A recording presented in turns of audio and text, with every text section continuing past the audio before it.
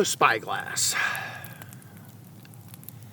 So it is, as always, we call upon the ancestors to bring the story forward.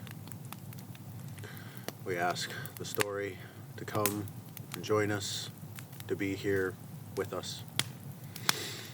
We ask our faith, such as it is, to come and walk beside us.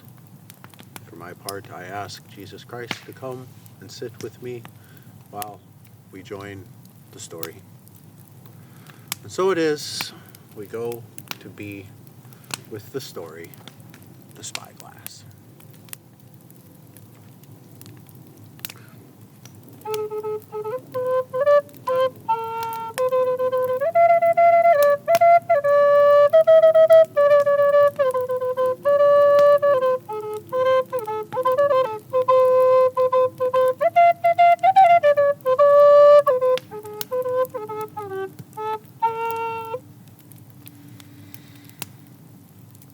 A long time ago, in bygone days, there was a kingdom that was ruled by a sorceress king. And he had all manner of bedevilments and spells and enchantments. But of them all, the most vicious one he had cast and given to his daughter. For he had given to her a spyglass that could see anywhere in the world, could access information in a fraction of a second. And it had been said that she would not marry unless a suitor could evade the spyglass. You proved your pedigree by becoming invisible, by being nothing, disappearing, which, against the spyglass, was impossible. And so the kingdom fell under a sad, sad spell. Well, in this kingdom, high up on the mountain forested hills, there lived a hunter with his mother. And this hunter had an uncanny skill with the bow. And so he was able to keep himself and his mother fed quite nicely. But on this particular day, he had been out ranging far, far, far from their home. And he was beginning to worry about his mother, for he had not found any food for this day.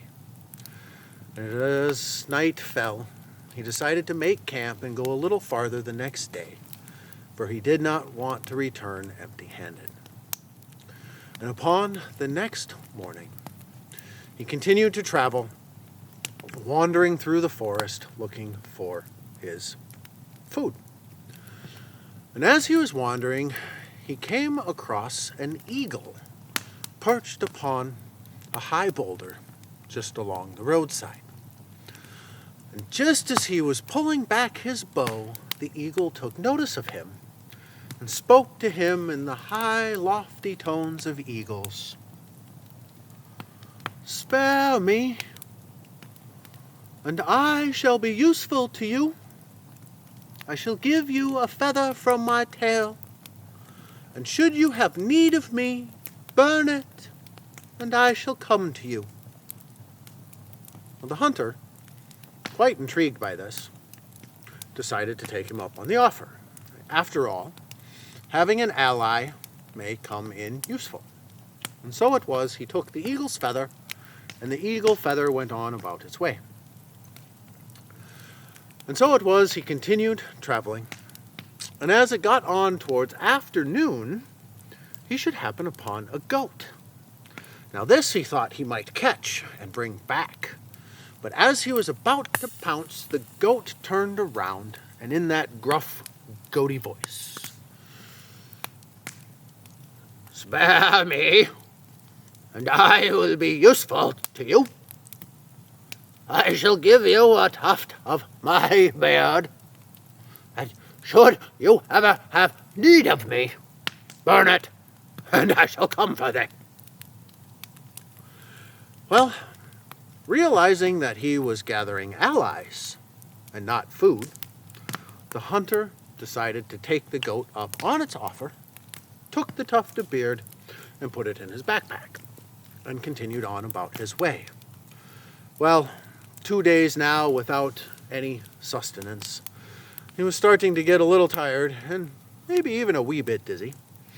And so he found himself a hollow tree for the night, tucked himself inside, and went to sleep. Oh, he had some fitful dreams that night. Not quite sure what was about, but feeling the energies afoot. He had a hard time sleeping. Not that it's all that easy to sleep in a hollow tree anyway. But, nonetheless, he had done it before and knew that this night was quite different. And so when he awoke, he decided to try something different and decided to beeline it on down to the seashore and try and catch himself a fish. Well, as he came down to that sea, waded on out there, and caught himself a shining golden trophy of a fish, and spoke to him in that fishy way that fishes do. "Spare me, and I will be useful to you. Take one of my scales, burn it, should you need of me, and I shall come for you." Well, the hunter by now was wise enough to realize that there was definitely something afoot, and so he agreed. And as he wandered on from the seashore, he decided to start heading towards town, seeing as though he had come all this way. And as he came on towards afternoon, lo and behold, there he should see a fox trotting towards him down the road. And even though he nocked an arrow and half-heartedly raised his bow, half expecting what was to come next, the fox spoke to him in that haughty fox-like tone that foxes have. "Spare my life, and I shall be useful to you. Yes, indeed. In fact, I shall give you a tuft of my tail, and have you need, burn it, and I shall come to you." And so it was, knowing full well now that something definitely very magical was afoot. The hunter agreed and took the fox's fur, and put it in his bag. And so it was he continued on down towards the town. And as it was getting on towards the evening, came across a lone cottage out on the outskirts. And he decided to knock and see who might be at home, and see if he might be able to spend the night. And so it was. He did, indeed, have a nice, small, tiny little old lady come to the door and open it up and ask, "What might I do for you today, my laddie boy? Would you be willing to sup with me tonight?" "Why, yes, but I have very, very little to my name." "Oh, that's fine. Here, I have a coin for thee. Might you know where we might find a butcher?" Well, the old lady smiled immediately. So happy was she at his generosity. She tucked him nicely into the table, bade him not to worry, that just down the lane there was a butcher, and she would go and get them meat for their supper. And so that is exactly what she did, as the hunter rested his weary, weary feet and began to finally relax from his day. And the old woman came back, made them a fine, fine stew of meat and potatoes. A small amount of bread she broke and shared. And they had a wonderful meal. But the hunter could tell there was quite a sadness that hung about the little old lady. And so it was, he asked her what it was, this sadness that hung about her so. "Aye, dearie, my laddie," My 2 sons passed away not long ago. That princess and her spyglass, and that evil challenge, took them from me. Any suitor that goes to try and hide loses their head and they fail. Both my sons gone. If only there was someone that could defeat the spyglass and lift the enchantment. Did you know that 99 young lads have passed away? I don't know that there are many more to even try. Well, the young lad thought about it, wondered at it. And again that night he could not sleep well, as the old lady and he retired for the evening. And in the morning he slipped out early, thanking her for the meal and the companionship. And he decided he could not resist the call. There was just something tugging at him. He had to go and see what all the fuss was about. Not even really intending to accept the challenge. But when he got there and was welcomed by the trumpeting horns and the banners of another challenger come to visit the princess, and was ushered forth with all the excitement of another lamb come to the slaughter, when he stood before the princess, he couldn't help but negotiate. For as she told him that he would be given 3 chances to hide from the spyglass, he instead said, "Well, I wasn't sure that I had come to accept this challenge, but if you allow me 4 chances, I shall accept." Matters not. Your head is hanging by a thread. It shall be mine. 4 chances to hide. Your head is mine. What's one more? Another one. Yes. A little disconcerted at the glee of expecting another execution, he was ushered to his room for the night. And in the morning, slipped out just before dawn, as the sun was just rising up over the sea below the castle. He pulled out the eagle's feather, burned it, and instantly the eagle was there. And the eagle, hearing what was afoot, that he must hide from the spyglass, picked him up and flew him up to the eagle's nest, high, high, high up to the toppest mountain. And there hid him underneath his eagle's wing. Well, it was a hard thing for the daughter to locate, and all day she searched and searched under bridges, other places that young men were like to hide, taverns, under their mother's skirts, in an empty promise, hollow trees. She could not find him. And just as she was about to give up and was starting to gaze up into the stars, she spotted the fur of his hat barely sticking out of the eagle's wing. And that night, when he returned to the castle, the princess celebrated with another extravagant meal, laughing at the hunter. I found you. You did better than the rest. But I found you. Your head is hanging by a thread. It shall be mine.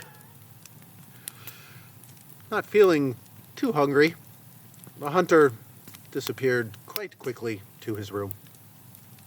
And again the next morning, slipped from the castle, this time taking out the tuft of fur from the goat's beard, burned it, and instantly the goat was there.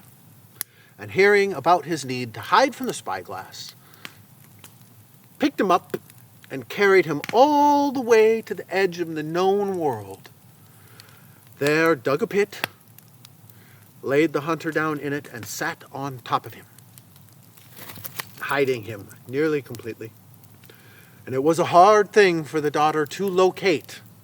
But right at the end of the day, as the sun was setting and she was watching it go down, almost having given up, one of the rays shed a light upon the goat, and just underneath the goat she spotted his flannel coat-tail. And when he returned to the castle and they were having their evening meal, she once again laughed in triumph. You did better than the rest, but I found you. Your head is hanging by a thread. It shall be mine.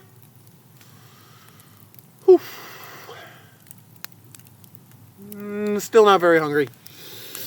No, I think I'll pass on food and excuse myself to my room. So the hunter went and had another uneasy night of sleep, feeling quite disturbed by what was going on here in the castle. He slipped out even earlier, sat for a moment, and as the sun began to crest above the lulling waves of the sea, that first trickle of light coming in, he pulled out the fish's scale, wandered down to the sea, burned it at the water's edge, and instantly the fish appeared. And with the magical wishing of the wondrous fish, he pulled him in and shrunk him down and placed him within a pike's mouth. There he would hide for the day. All day long, the daughter searched and searched and searched, looking everywhere across all the lands. And just as the day was ending and she was about to give up, her mother happened by and happened to ask, "Have you looked at the sea?" And she had not. And across the sea she gazed, and as it just so happened, as the pike was coming up to grab another fish, and the mouth was open, she spotted the little face of the hunter tucked down inside. And when he returned to the castle for the evening meal, I found you. Your head is hanging by a thread. You might be doing better than the rest, but I still found you.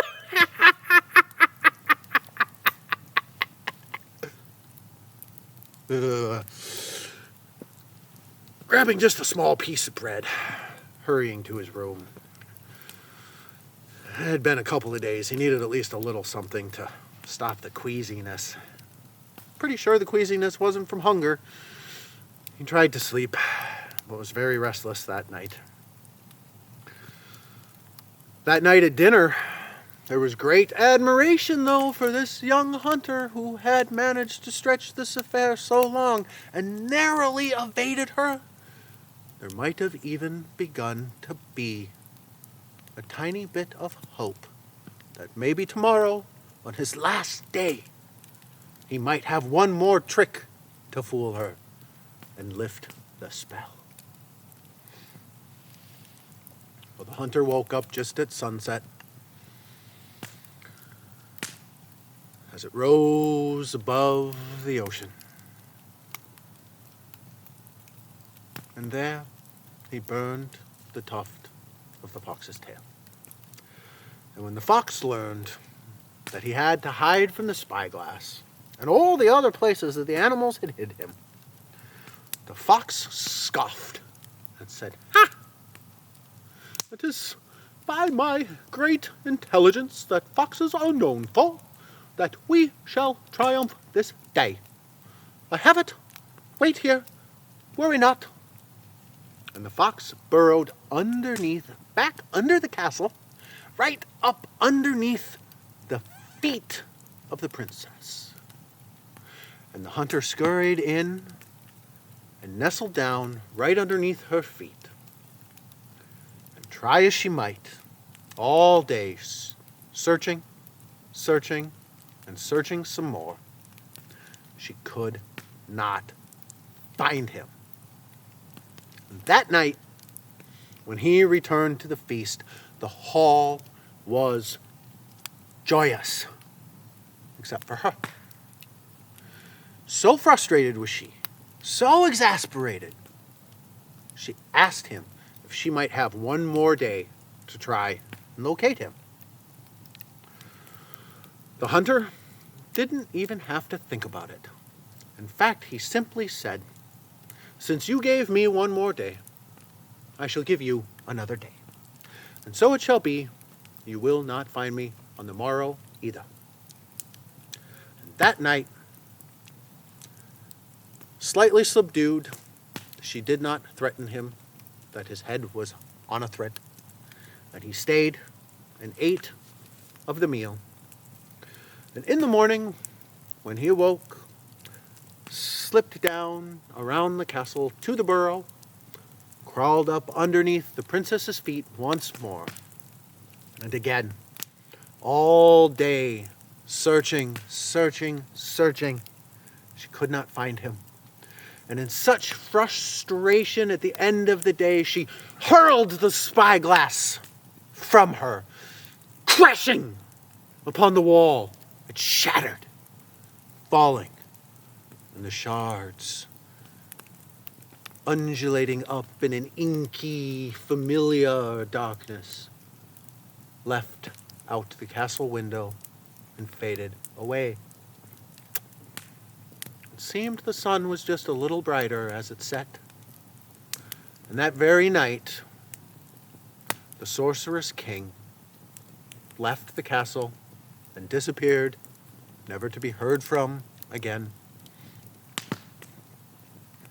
And in the morning, when the princess woke and the hunter awoke, they saw each other for the very first time. As though a great shadow had been lifted from the land. Rejoicing, merriment, 7 days of feasting and partying, and they were married. And the hunter's mother was brought to live in the castle. And in fact, the hunter even invited the little old lady to come and live with his mother so they would have companions. And he and the daughter ruled the kingdom fairly and justly for just so long a time as was appropriate.